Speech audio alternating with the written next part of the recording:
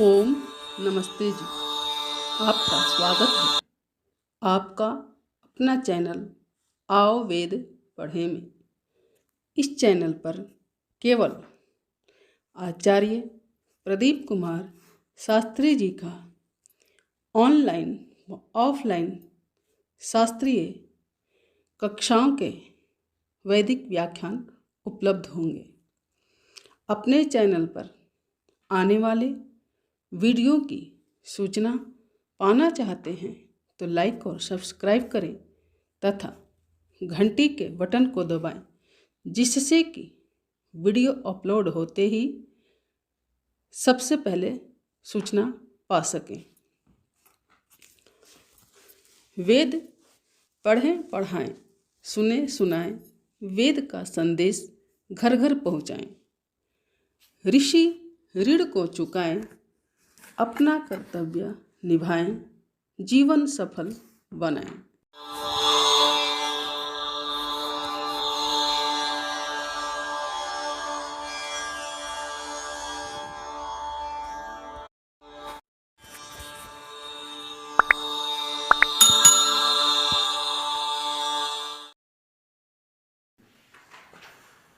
ॐ सहना भवतु सहनो भुनक्तु सह वीर्यङ्करवावहै तेजस्विनावधीतमस्तु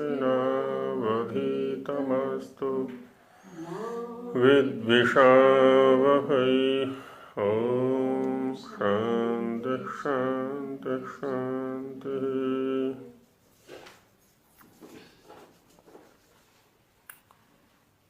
परमेश्वर के सामर्थ्य से ही सब सूर्यादि लोक स्तंभित हैं, आकर्षित हैं, प्रकाशित हैं और उनके माध्यम से अन्य लोक लोकांतर ये चर्चा चल रही थी। चतुर्थ मंत्र का संस्कृत भाग कल विचार कर लिया गया, उसका हिंदी भाग लेते हैं आज। भाषार्थ। व्यस्तभनाद रोदसी इत्यादि। अभिप्राय, मंत्र का अभिप्राय दिखाते हैं पहले। इस मंत्र में भी आकर्षण विचार है।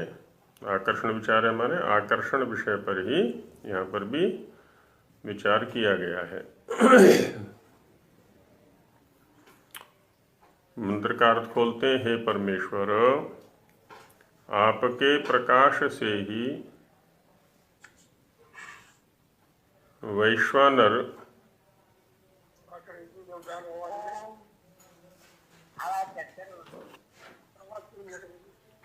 जी, तो यहाँ पर कह रहे हैं कि आपके प्रकाश से ही वैश्वानर सूर्य आदि लोकों का धारण और प्रकाश होता है। परमेश्वर के प्रकाश से ही वैश्वानर अर्थात सूर्य आदि लोकों का धारण और प्रकाश होता। तो मूल में केंद्र में जो है परमेश्वर जो कि प्रकाश स्वरूप है,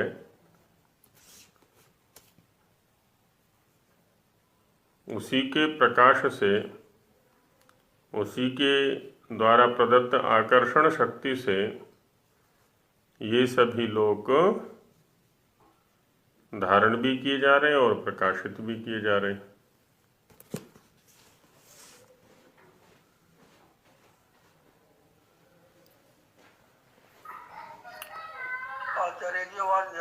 तो यहाँ पर बताया इन्होंने कि है ना, परमेश्वर के प्रकाश से ही इन सभी का धारण और प्रकाश हो रहा है। इस हेतु से सूर्य आदि लोक भी अपने अपने आकर्षण से अपना और पृथ्वी आदि लोकों का भी धारण करने में समर्थ होते हैं। इस हेतु से माने परमेश्वर से प्राप्त जो प्रकाश धारण अथवा आकर्षण शक्ति है उसके माध्यम से अपना भी वो धारण आकर्षण करते हैं और पृथ्वी आदि लोकों का भी धारण करने में समर्थ होते हैं वो।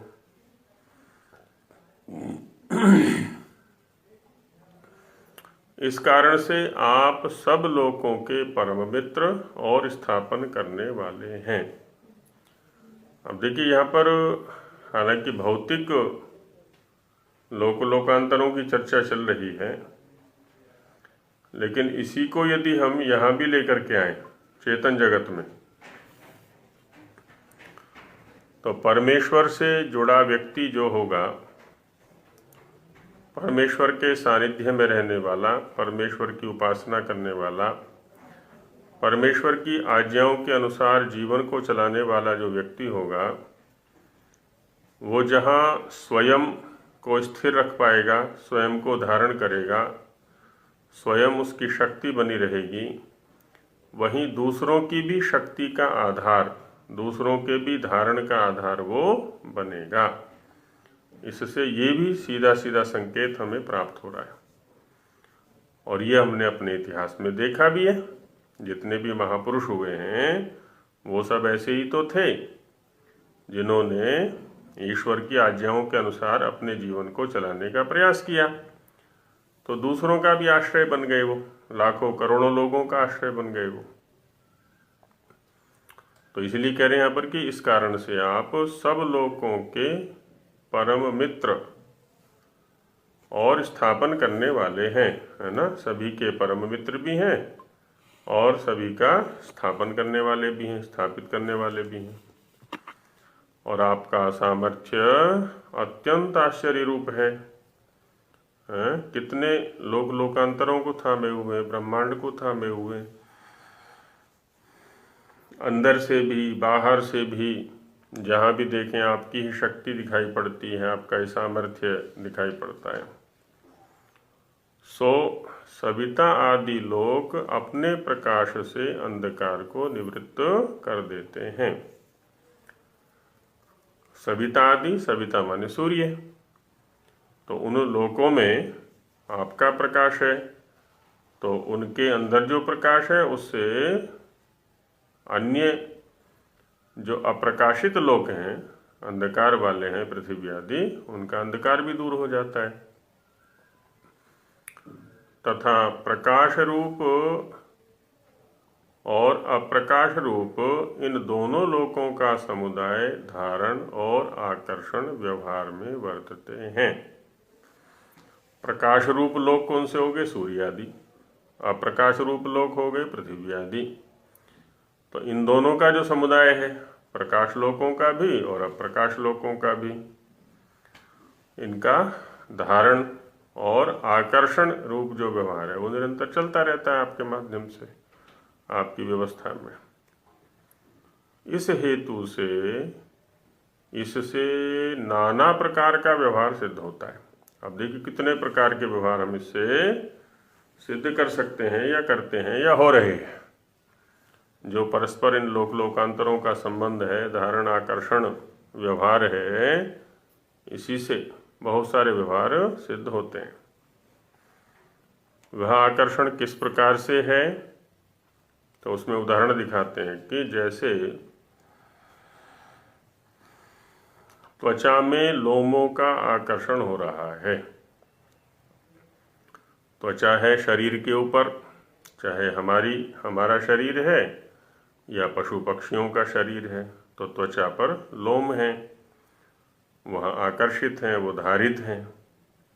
वैसे ही सूर्य आदि लोकों के आकर्षण के साथ सब लोकों का आकर्षण हो रहा है। इधर सूर्य आदि लोक आपके आकर्षण में है और सूर्य आदि लोकों के आकर्षण में अन्य लोकांतर है जो पृथ्वी आदि हैं, है ना, वो उनके आश्रय से टिके हुए हैं, उनके आश्रय से धारित हैं। और परमेश्वर भी इन सूर्य आदि लोकों का आकर्षण कर रहा है ना। परंपरा से देखा जाए तो परमेश्वर के ही आकर्षण में है ये सभी लोकांतर।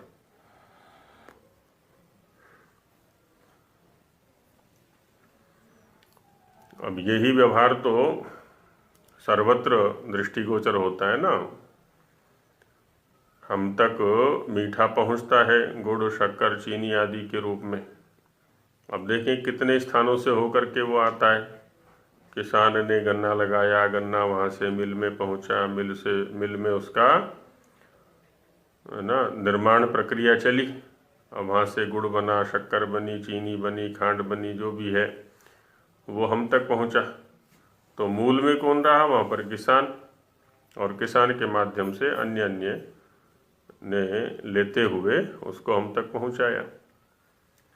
और वैसे ही वहाँ पर भी है, बाहर ब्रह्मांड के स्तर पर परमेश्वर के द्वारा प्रदत्त जो शक्ति है, सामर्थ्य है, आकर्षण है, प्रकाश है, सूर्य आदि लोकों के माध्यम से अन्य लोकों के पास पहुँचता है। तो सभी धारण और आकर्षण और प्रकाश करने में समर्थ हो जाते हैं फिर इस तरह से। और दिखाते हैं इसी विषय को स्पष्टता से यजुर्वेद के मंत्र के माध्यम से कि यह सूर्य ही सबको थामे हुए चल रहा है।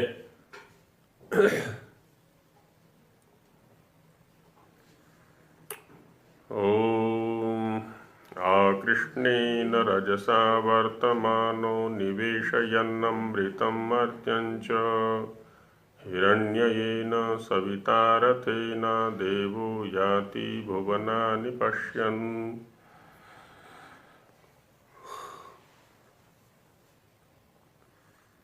आकृष्णेन, अब जिस धातु से कृष्ण बना है उसी धातु से कर्षण भी बना है। और हरियाणा में तो कृष्ण को भी या तो कृष्ण बोल देंगे या कर्षण भी बोल देंगे कहीं कहीं, हाँ, या कृष्ण बोल देंगे कहीं कहीं विकृत रूप में। तो आकृष्णेन है ना, जो आकर्षण है उसके द्वारा रजसा सभी लोक लोकांतरों के साथ में, रजह शब्द लोक लोकांतरों के लिए आता है।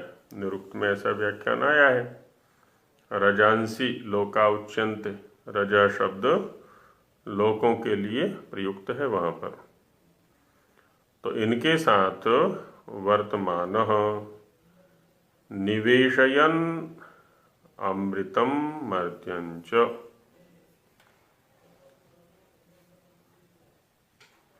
कि जो अमृत रूप हैं और जो मर्त्य रूप हैं, है ना, ऋतम च सत्यम च, एक ऋत है और एक सत्य है, एक परिवर्तनशील है और एक स्थिर है। जो परिवर्तनशील है वो मर्त्य है, जो स्थिर है शाश्वत है वो अमृत है।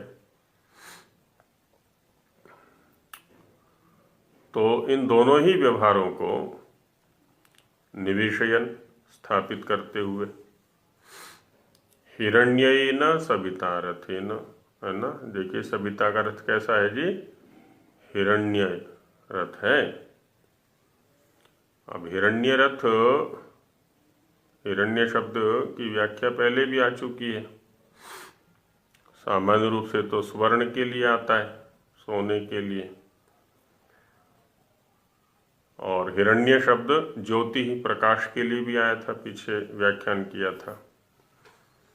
तो हिरण्ययेन, हिरण्य और हिरण्य के साथ में एक यकार और लगा हुआ है। तो हिरण्यय, हिरण्यय माने हिरण्यमय, ज्योतिर्मय, प्रकाशमय, है ना। हिरण्य अर्थात ज्योति, सोने के लिए भी हिरण्य शब्द आता है, तो यहाँ पर प्रकाश के लिए आ जाएगा सूर्य के प्रसंग में। उसमें भी आया ना दूसरे मंत्र में, हिरण्मयेन पात्रेण सत्यस्यापि हितं मुखम तत्त्वं पूषन्नपावृणु सत्यधर्माय दृष्टये। सोने की चकाचौंध में सत्य छिप जाता है। यहाँ संसार में यही तो हो रहा है ना, जितने भी आकर्षण हैं, कहीं रूप का है, अलग अलग विषयों के अपने अपने आकर्षण हैं, उसके पीछे सत्य दब जाता है।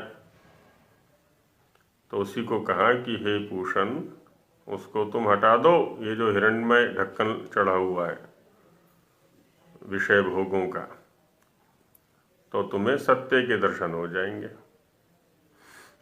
तो यहाँ कह रहे हैं कि हिरण्य ये न, है ना, जो ज्योतिर्मय प्रकाशमय, और कैसा है कि रथे न रमु क्रीड़ायाम, धातु से रथ शब्द बनता है। तो जो रमणीयता का साधन है उसको हम रथ बोलेंगे, आनंद का जो साधन है उसको हम रथ बोलेंगे। गाड़ी भी ऐसी हो जिसमें कष्ट ना हो, रथ शब्द ऐसी गाड़ी के लिए आता है ना, जो रमणीयता का साधन हो। रमन्ते अस्मिन् इति रथः या रथम, जिसमें बैठ करके आनंदित होते हैं, कष्ट नहीं होता, दुख नहीं होता उसमें।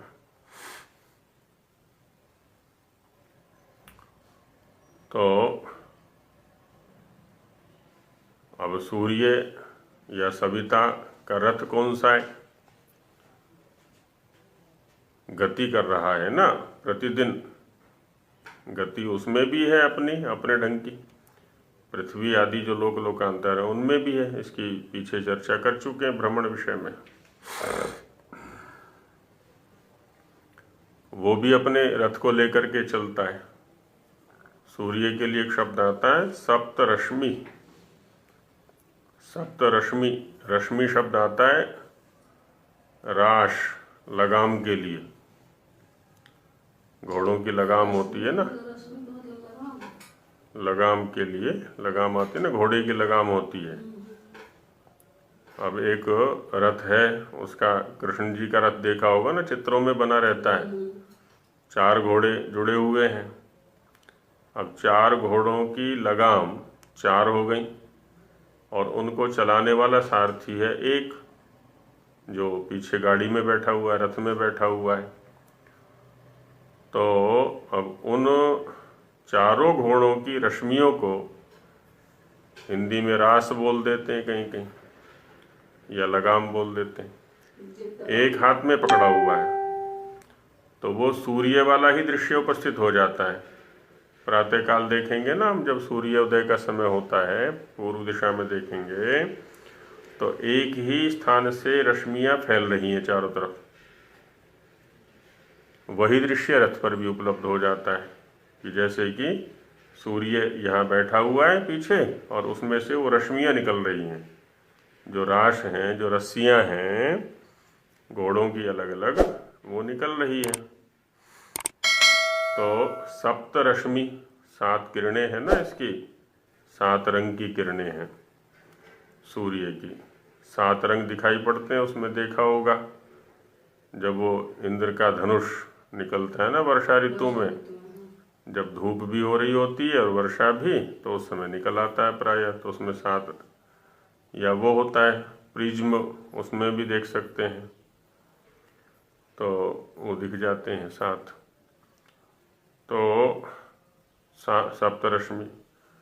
तो निरुक्त में वर्णन आया है कि किसी भी देवता के प्रसंग में जब उसके वाहन की चर्चा होती है, उसके पशु की चर्चा होती है, अश्वादि की, या शस्त्र अस्त्र की चर्चा होती है ना, तो इसका मतलब ये नहीं कि कोई अलग से है उसका, घोड़े हैं, रथ हैं, वस्त्र हैं, धनुष है, बाण है, तलवार है, वज्र है, तो कहते हैं कि वहाँ स्वयं ही है वो जो कुछ भी है। अब एक चक्र वाला रथ है, किसका? सूर्य का, तो एक ही चक्र तो है वो। 7 रश्मियां हैं, 7 प्रकार की रश्मियां निकल रही हैं उससे, और रश्मि शब्द घोड़े के लिए भी आ जाता है। तो वह स्वयं ही रथ भी होता है, स्वयं ही आयुध भी होता है, स्वयं ही वाहन भी होता है, स्वयं ही रश्मि भी होता है, सब कुछ स्वयं ही है। तो उसी में आरोप किया जाता है। अब यहाँ जो अब रश्मि के लिए रास शब्द अभी आपने को बोला तो, और ये लोक में कृष्ण के साथ रासलीला की वो अलग है। यहाँ पर ये वो रासलीला में जो रास है वो दंत्य सकार है, और यहाँ जो है तालव्य है। रश्मि में जो रास शब्द है वो तालव्य है। रासलीला वाला जो रास है वो रस से बना हुआ है। रस से पूर्ण, श्रृंगार रस से पूर्ण या भोग रस से पूर्ण जो लीला है, क्रीड़ा है, उसको रासलीला बोल दिया है, वो अलग है। यहाँ रास ये रश्मि से संबंधित है, रस्सी से संबंधित है। एक जो आधुनिक शिक्षा के अनुयायी हैं वो कहते हैं कि आधुनिक वालों ने सूर्य की 7 किरणों को खोजा है, और 2 किरणें और भी, अल्ट्रावायलेट और एक दूसरा, लेकिन हमारे शास्त्रों में शुरू से ही आ रही है चीजें। लेकिन हमने पढ़ना तो बंद कर दिया, इसलिए हाँ तो कहेंगे ही वो पढ़ रहे हैं, वो काम कर रहे हैं तो उन्हीं की मानी जाएगी। हमने पढ़ना छोड़ दिया है तो हमारी कैसे मानी जाएगी? जब हम अपने प्राचीन इतिहास से, प्राचीन वाङ्मय से मुख बंद किए हुए हैं, आंखें बंद किए हुए हैं, तो फिर तो इन्हीं की खोज मानी जाएगी। हम पढ़ें अपने वाङ्मय को, अपने ऋषियों के जो अनुसंधान है उनको पढ़ें, सबके सामने लेके आएँ, तो उनको बताएं कि देखो ये इस काल का है, ये इस काल का है, ये इस काल का है, तो हमने पढ़ना बंद कर दिया। अब वो कार्य कर रहे हैं तो उन्हीं की बात मानी जाएगी, सीधी सी बात है। फिर भी तो जो तरह आक्षेप करते हैं, फिर जब वो लाते हैं तो इधर वाले बोलते हैं कि ये तो हमारी है, हमारी कैसे हो जाएगी इनकी, जब ये दे नहीं रहे। फिर ऐसे ही होता है, जो खोजेगा खोज सामने लाएगा, उसी की कहलाएगी। तो सविता रथेन है ना, जो रमणीय है, आनंद का साधन है। अब सूर्य की किरणें कितनी रमणीय हैं, रोगों को दूर करती चली जाती हैं। प्रातःकाल की जो सूर्य रश्मियाँ हैं वो तो एकदम निरोग कर देती हैं, उनका सानिध्य यदि लिया जाए तो। और कुछ दिन सूर्योदय होना न होवे तो पृथ्वी पर देखो हाहाकार मच जाएगा। तो कितनी आनंद देने वाली हैं ये। हालांकि मनुष्य उसको टक्कर देने का प्रयास कर रहा है कि रात दिन में कोई अंतर नहीं है, कभी भी सो लो, कभी भी खा लो, कभी भी पी लो, काल तो एक ही है सारा का सारा। तो दिन में भी कार्य करते ही, रात को भी कार्य करना शुरू कर दिया। 24 घंटे कार्य, फैक्ट्रियां चल रही हैं, 24 घंटे की शिफ्ट चल रही हैं, उसका दुष्परिणाम भी भुगत रहे हैं फिर। तो सविता रथेन देवो, सविता देव है ना, जो सविता देव है वो हिरण्ययेन रथेन। अब इसी का पौराणिक जगत में चित्र देखेंगे तो सूर्य देव बैठा रखे रथ में, और उनका सोने का रथ है, और उसमें कह देंगे जी वेदों में आया हुआ है तो कि सविता देव का जो रथ है वो सोने से बना हुआ है। तो देवो सविता देव है ना, सभी का जो प्रेरक देव सूर्य है वह भुवनानि पश्यन याति, सभी भुवनों पर दृष्टि रखते हुए गति कर रहा है। तो सभी को नियंत्रित करते हुए, अपने वश में रखते हुए। स्वामी जी महाराज भाष्य में कहते हैं आकृष्णेन, अभिप्राय मंत्र का अभिप्राय है। अत्रापि आकर्षण विद्या अस्ति, इस मंत्र में भी आकर्षण विद्या पर ही चर्चा की गई है। सविता परमात्मा सूर्यलोको वा, सविता शब्द से दोनों ही अर्थ लिए स्वामी जी ने, परमात्मा भी लिया अथवा सूर्य भी लिया, क्योंकि परमात्मा में भी वो गुण है ही। सविता सुप्रेरणे या शूम प्राणी गर्भ विमोचने, सुप्रसवैश्वर्यो हो, है ना। तो ये सभी गुण परमात्मा में तो है ही, सूर्य के अंदर भी है। सारे जगत को उत्पन्न करता है, सभी को प्रेरित करता है, ये सूर्य भी ऐसा ही काम करता है। तो इसलिए सविता शब्द परमात्मा के लिए भी आ जाता है और सूर्य के लिए भी आ जाता है। तो सविता अथवा परमात्मा ये दोनों ही रजसा, रजसा कर देते हैं सर्वैर्लोकैः सह, सभी लोकों के साथ, आकृष्णेन अर्थात आकर्षण गुणेन सह वर्तमानोऽस्ति, सभी लोगों के साथ आकर्षण गुण के साथ में वो वर्तमान है, उसका व्यवहार हो रहा है। सबको अपने आकर्षण में रखे हुए है। कथम भूतेन गुणेन, वो कैसा गुण है उसका, तो कहते हैं हिरण्ययेन, हिरण्यय हिरण्यमय ज्योतिर्मयेन, है ना, ज्योतिर्मय जो गुण है, प्रकाशमय जो गुण है, ज्योति कहते हैं प्रकाश को, उससे। पुनः कथम भूतेन, फिर बताइए और कैसा गुण है उसका वो, तो कहते हैं रमण आनंदादि व्यवहार साधक ज्ञान तेजो रूपेण रथेन।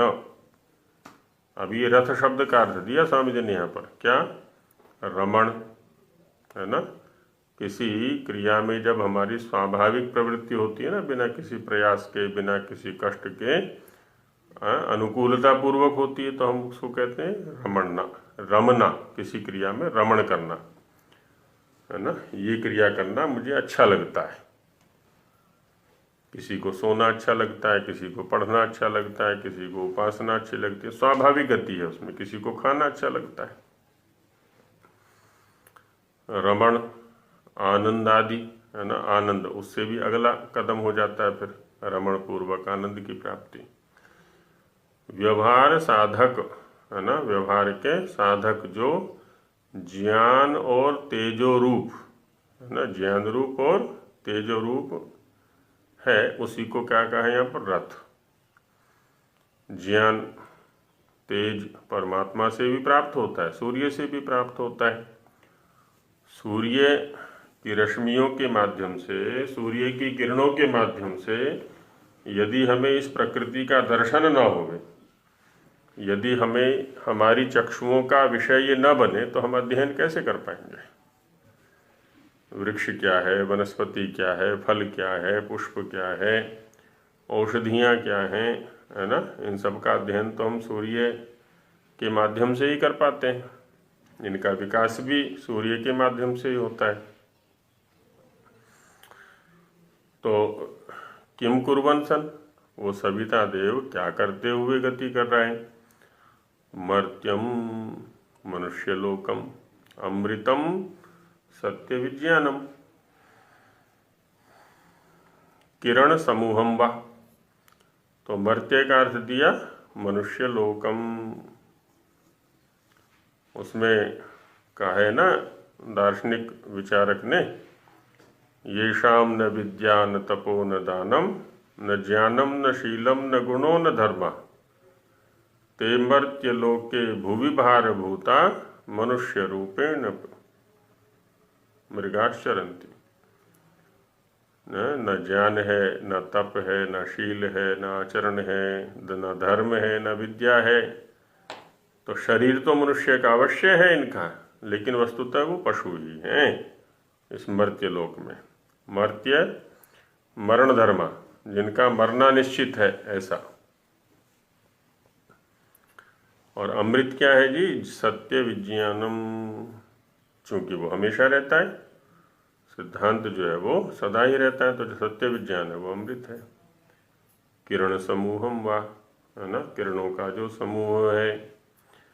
स्वस्व कक्षायाम निवेशयन व्यवस्थापयन सन, तो इस मनुष्य लोक को, सत्य विज्ञान को, किरण समूहों को, इन सभी को अपनी अपनी कक्षा में निवेशयन अर्थात व्यवस्थापयन सन, व्यवस्थापित करते हुए, व्यवस्थित करते हुए वो गति कर रहा है। तथा च, और खोलते हैं इसी विषय को, मर्त्यम, मर्त्यम अर्थात पृथिव्यात्मकम लोकम, मर्त्य लोक कौन सा हो गया जी? ये पृथ्वी लोक, जो नित्य ही परिणामी है, उत्पन्न हो रहा है, नष्ट हो रहा है, उत्पन्न हो रहा है, नष्ट हो रहा है, परिवर्तनशील है जो, ये मर्त्य लोक हो गया। और दूसरा लोक कौन सा है? लोकम प्रति अमृतम मोक्षम। और अमृत लोक कौन सा है? मोक्ष लोक। न विद्यते मृतम यस्मिन मरणम यस्मिन तद अमृतम, जिसमें मृत नहीं है, मरण नहीं है, मरण रूप क्रिया से जो रहित लोक है वो मोक्ष लोक है। तो पृथ्वी आदि लोक हो गया एक, तो जो मर्त्य है, मरण धर्म वाला है, और दूसरा वो मोक्ष हो गया। इसको भी औषध्यात्मकम वृष्ट्यादिकम रसम च प्रवेशयन, और दिखाए कि औषध्यात्मकम, औषधि रूप, आत्मा शब्द यहाँ पर रूप या स्वरूप अर्थ में आ गया, तो औषधि स्वरूप। वृष्टि का जो जल होता है वो औषधि स्वरूप ही तो होता है। जलों में श्रेष्ठ जल माहेंद्र जल माना जाता है। माहेंद्र जल माने जो आकाश जल है, वृष्टि के माध्यम से जो हमें प्राप्त होता है, वो एकदम औषधि रूप है। और औषधियों में जो रस आता है वो भी उसी के माध्यम से आता है। तो वही कह रहे हैं यहाँ पर, वृष्ट्यादिकम रसम च प्रवेशयन। वृष्ट्यादि जो रस हैं उनको भी प्रविष्ट कराता हुआ सूर्यो वर्तमानोऽस्ति, ये सूर्य यही काम कर रहा है। सच सूर्यो देवो द्योतनात्मको भुवनानि सर्वान लोकान धारयति। कहते हैं वो जो सूर्य लोक है वह स्वयं प्रकाशात्मक है, द्योतनात्मक है, प्रकाशित हो रहा है, इसलिए उसको देव कहा। तो स्वयं प्रकाशित होते हुए सभी लोकों को भी धारण कर रहा है। उसके प्रकाश में ही वह सामर्थ्य है कि सभी लोग उसके द्वारा धारित हो रहे हैं। तथा पश्यन् दर्शयन् सन् रूपादिकं विभक्तं याति प्राप्यति इत्यर्थः। और साथ में दिखा रहे हैं कि पश्यन् को अंतर्भावित न्यर्थ व्याकरण की प्रक्रिया है, उसको लेते हुए कह रहे हैं कि दर्शयन् रूपादिकम विभक्तम। रूपादि जो अलग अलग पदार्थ हैं उन सबको दिखलाते हुए। अब सूर्य ना हो तो ये अलग अलग पदार्थ या अलग अलग प्रकार के रंग रूप कैसे उपलब्ध होंगे? तो इन सबको भी विभक्त करते हुए वो याति, है ना, याति यहाँ पर भी अंतर्भावित निरर्थ लेकर कहते हैं प्रापयति, इन सबको भी प्राप्त करा रहा है वो, इन सब की प्राप्ति का भी वही साधन है। इसमें कहते हैं अस्मात् पूर्व मंत्राद्युभिरक्तुभिरिति पदानुवर्तनात्। कहते हैं इससे जो पहले वाला मंत्र है वहाँ से द्युभि अक्तुभि इन पदों की अनुवृत्ति होने से सूर्यो द्युभि माने सर्वैर दिवसैः, द्युभि का अर्थ दिया सभी दिवसों के द्वारा, और अक्तुभि का अर्थ दिया सर्वाभि रात्रिभिश्च, सभी रात्रियों के माध्यम से। तो द्युभि दिवसैः दिनैः, अक्तुभि रात्रिभि। रात्रि के लिए अक्त शब्द भी आता है, अक्तु शब्द है ना यहाँ पर तो ये, और नक्त शब्द भी आता है। और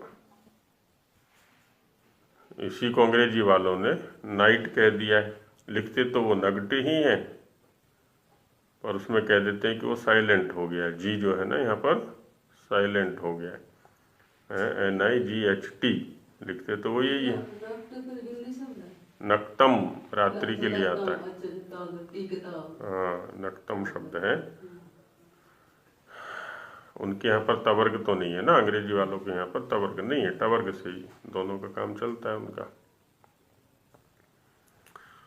तो अक्तु शब्द भी रात्रि के लिए है, सर्वे भी रात्रि भी। अर्थात सर्वान लोकान प्रतिक्षणम आकर्षति इति गम्यते। तो द्युभि अक्तुभि शब्दों की अनुवृत्ति करके इस मंत्र में ये दिखलाना चाहते हैं कि प्रतिक्षण वह सभी लोक लोकांतरों का आकर्षण कर रहा है। कोई भी क्षण ऐसा नहीं है जबकि इसके आकर्षण के बिना ये लोक लोकांतर ठहरते हो। एवं सर्वेषु लोकेषु आत्मिका अथा स्वापि आकर्षण शक्तिरस्त्येव। तो इस प्रकार से सभी लोकों में स्वकीय माने अपनी अपनी आकर्षण शक्ति भी है। प्रथम ईश्वर की हो गई, द्वितीय ईश्वर के माध्यम से सूर्यादि जो बड़े लोक हैं उनकी हो गई, और उनके माध्यम से फिर आगे जो क्षुद्र लोक हैं, छोटे छोटे लोक हैं, उनमें भी अपनी अपनी आकर्षण शक्ति सभी में है। हमारे अंदर भी हो सकती है। जब हम भूमा का चयन करेंगे, जब हम अधिक का चयन करेंगे, तब हमारे अंदर भी आकर्षण शक्ति आ जाती है। तो एक स्वामी जी थे, वो कहा करते थे कि दृश्य बनने का प्रयास करो, दर्शक बनने का नहीं। हमारे अंदर वो क्वालिटी, वो गुणवत्ता होनी चाहिए कि लोग हमें देखें। जब हम लोगों को देखने वाली वृत्ति बना लेते हैं, तब हम दृश्य नहीं बन सकते, जीवन भर दर्शक ही बने रहेंगे। तो अपने अंदर ऐसे गुणों का विकास करें हम, हमारा चरित्र ऐसा हो कि वो आदर्शभूत बन जाए, सभी के लिए एक दर्शनीय वस्तु बन जाए, है ना। हमारी स्थिति वो होनी चाहिए।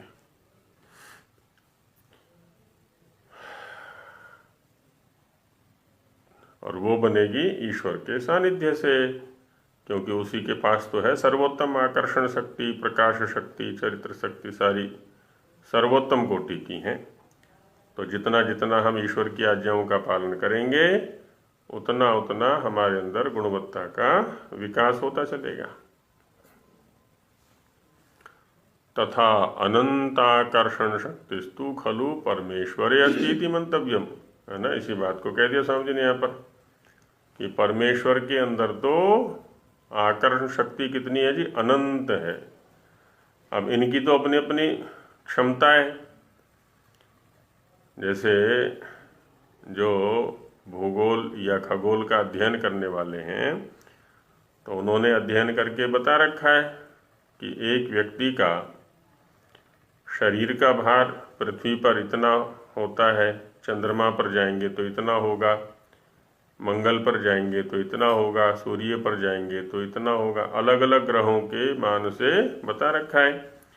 तो माने अपने मापकों के माध्यम से उस ग्रह या लोक लोकांतर की जो आकर्षण शक्ति है उसको माप दिया। इसका भार इतना है, इसका भार इतना है, इसका भार इतना है। अच्छा, परमेश्वर का कितना है जी? तो कहते हैं अनंत है। रजो लोका नाम नामास्ति, मंत्र में जो रजह शब्द आया हुआ है वो लोकों के लिए आया हुआ है, क्योंकि लोकों के लिए निघंटु में रजह शब्द आता है। अत्र आहुर निरुक्ताकारा यास्काचार्या, निघंटु के भाष्यकर्ता जो निरुक्त आचार्य हैं, उन्होंने इस विषय में कहा है कि लोका रजांस्य उच्यन्ते, ये जितने भी लोक हैं वो सब क्या है, रजह कहलाते हैं। रजह शब्द से उनका कथन होता है। रजह शब्द अनेक गुण, अनेक अर्थों में आता है। एक तो रजोगुण भी होता है, जो सत्व रजस तमस करके है, वहाँ भी रजह शब्द है। इधर मन के अंदर भी उसी गुण की प्रधानता होती है। इधर माताओं को भी, है ना, रजस्वला, रजह शब्द का प्रयोग वहाँ पर भी है। धूल के लिए भी, जो मिट्टी के सूक्ष्म कण होते हैं ना, उनके लिए भी रजह शब्द का प्रयोग आ जाता है।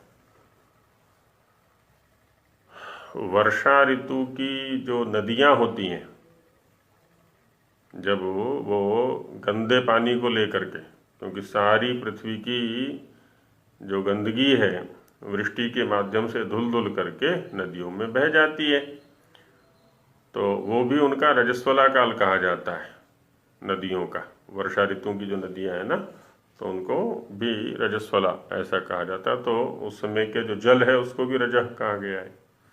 अनेक अर्थों में रजह शब्द आता है, लोक के लिए तो आता ही है। रथो रंगतेर गति कर्मण, रथ शब्द का निर्वचन दिया यास्क ने कि रथ शब्द रंग धातु से बना हुआ है, जो कि गति अर्थ वाला है। गति कर्मणा माने गत्यर्थ का, गति क्रिया, गति ही कर्म क्रिया, यस्य स गति कर्मा तस्य तस्मात्। स्थिरतेर्वा स्याद् विपरीतस्य, कहते रथ शब्द स्थिर धातु से भी बन सकता है। अब स्थिर में क्या हुआ, स्थिर स्थर, और उल्टा कर दें इसको, रथ बन गया।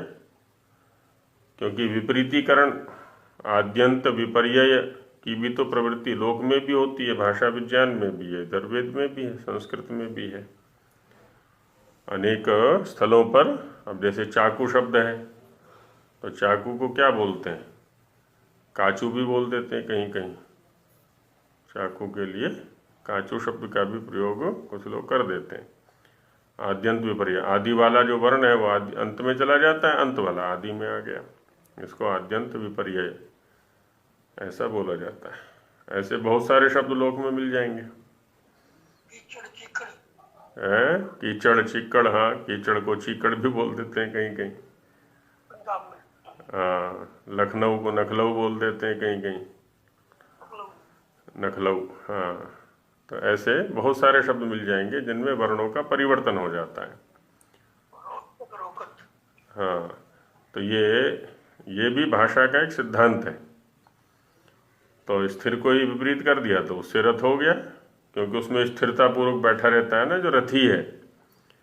अब जैसे शरीर रूपी रथ में हम स्थिरता पूर्वक बैठे हुए और काम कर रहे हैं, अपना जो भी काम करना है, शरीर से काम ले रहे हैं पूरा का पूरा,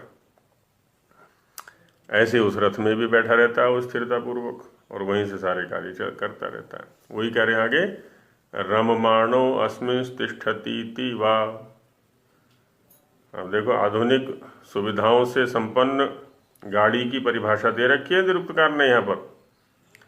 रममाण, आनंद पूर्वक, अस्मिन् तिष्ठति, जिसमें बैठता है, तो उसका नाम क्या हो गया, रथ।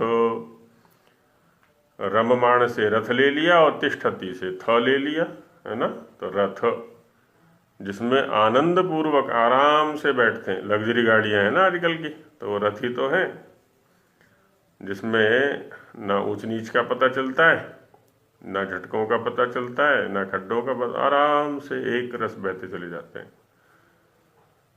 रपतेर्वा, रसतेर्वा, रप अथवा रस धातु जो गत्यर्थक है उनसे भी रथ शब्द बन सकता है। विश्वानरस्य आदित्यस्य, विश्वानर शब्द यहाँ पर आया है, तो उसके लिए कहा है कि आदित्य के लिए ही तो विश्वानर शब्द का आता है। अतो रथ शब्देन रमणानंदकरम ज्ञानम तेजो गृह्यते। अच्छा, सबसे अधिक आनंद कराने वाला कौन है, सबसे अधिक रमण कराने वाला कौन है, कहते हैं कि ज्ञान। जो ज्ञान है ना, वो सबसे अधिक आनंद देता, अंधेरे में भी आनंद देता है ज्ञान। बैठा हुआ है, लेटा हुआ है, और अंदर अंदर चल रहा है चिंतन, मस्त है अपने में ही। और तेजा, जो प्रकाश है, वो भी आनंद का साधन है।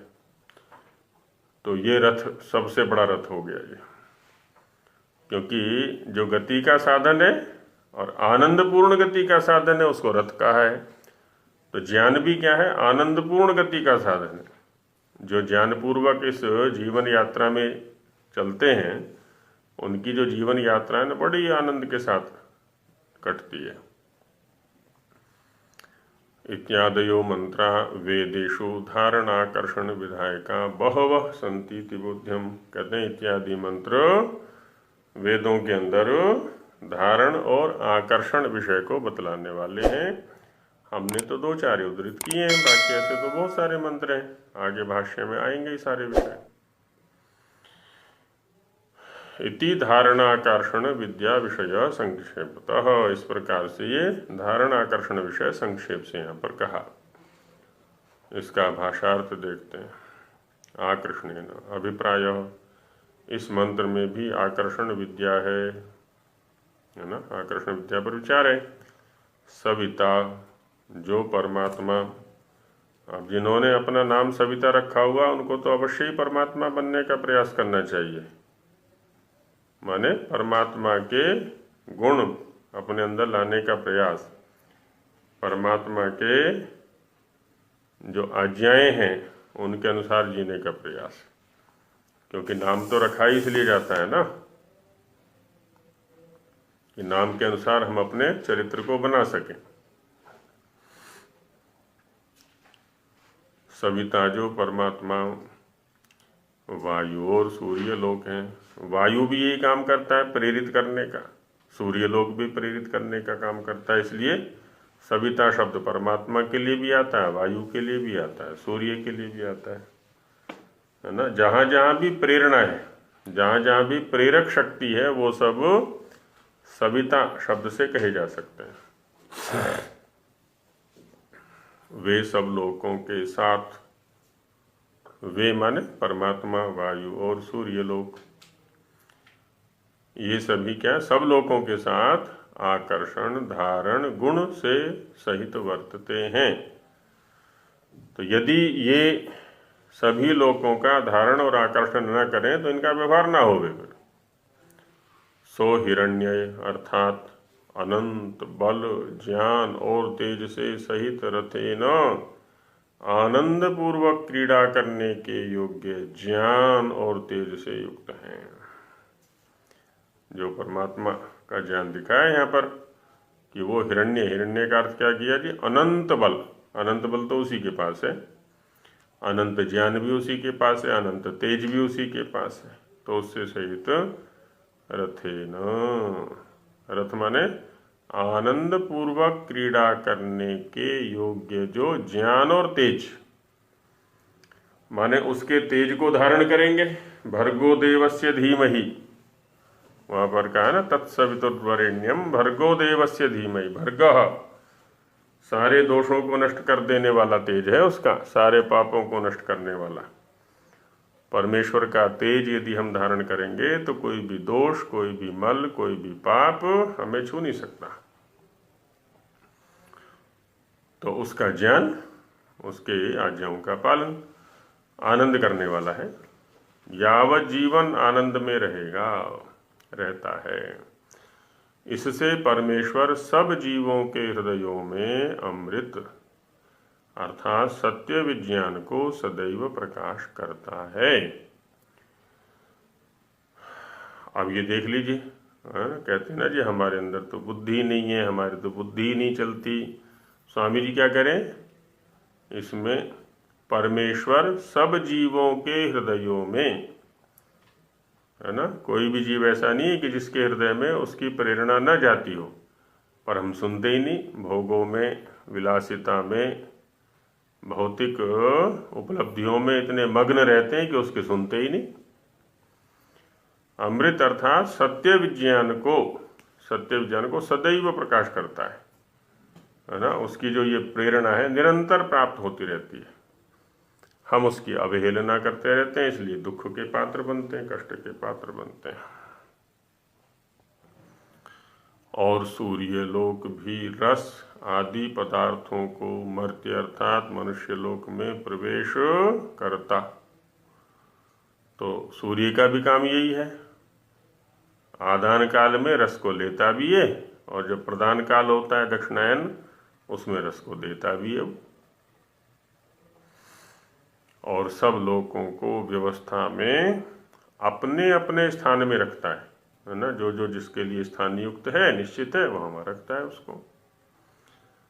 वैसे ही परमेश्वर धर्मात्मा ज्ञानी लोगों को अमृत रूप मोक्ष देता।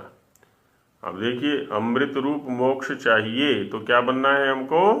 धर्मात्मा। और क्या बनना है? ज्ञानी। दोनों गुण चाहिए ये, है ना। धर्म आत्मा यस्य, धर्म स्वरूप है आत्मा जिसका, हर समय हर क्षण हर कण धर्म रूप होना चाहिए, धर्म पूर्वक होना चाहिए।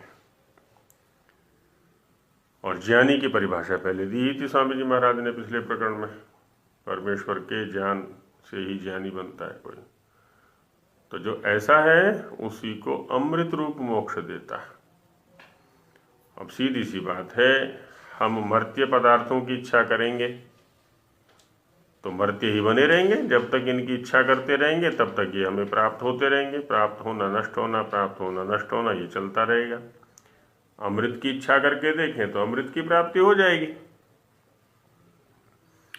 और सूर्य लोक भी रसयुक्त, जो औषधि और वृष्टि का अमृत रूप जल उसको पृथ्वी में प्रविष्ट करता है। सूर्य लोक उनको औषधियों को और वृष्टि जल आदि को प्रविष्ट कराता है।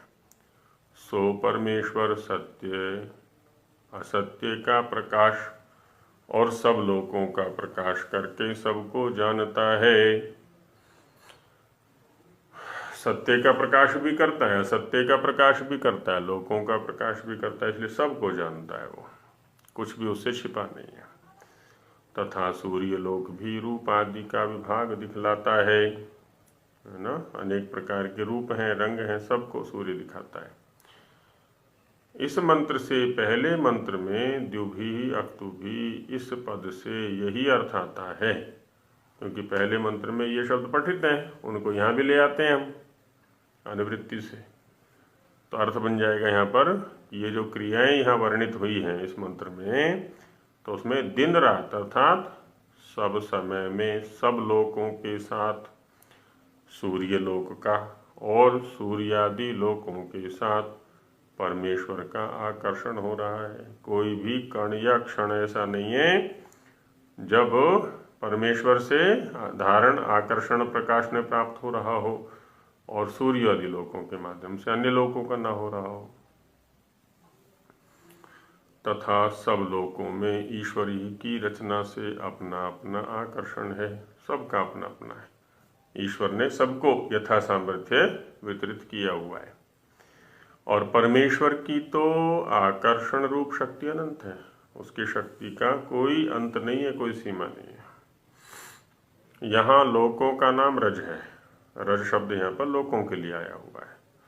और रथ शब्द के अनेक अर्थ हैं, इस कारण से कि जिससे रमण और आनंद की प्राप्ति होती है ना। जिसके माध्यम से आनंद की प्राप्ति हो गई, रमण की प्राप्ति हो गई, उसको क्या कहते हैं? रथ, उसको रथ कहते हैं। इस विषय में निरुक्त का प्रमाण इसी मंत्र के भाष्य में लिखा है, तो ऊपर संस्कृत भाग में हमने देख ही लिया है, सो देख लेना। ऐसे धारण और आकर्षण विद्या के सिद्ध करने वाले मंत्र वेदों में बहुत हैं। तो जब हम वेदों का अध्ययन करेंगे, यदि हमने अपने सौभाग्य को जागृत किया तो वेदों के अध्ययन का भी सौभाग्य हमें प्राप्त हो सकता है।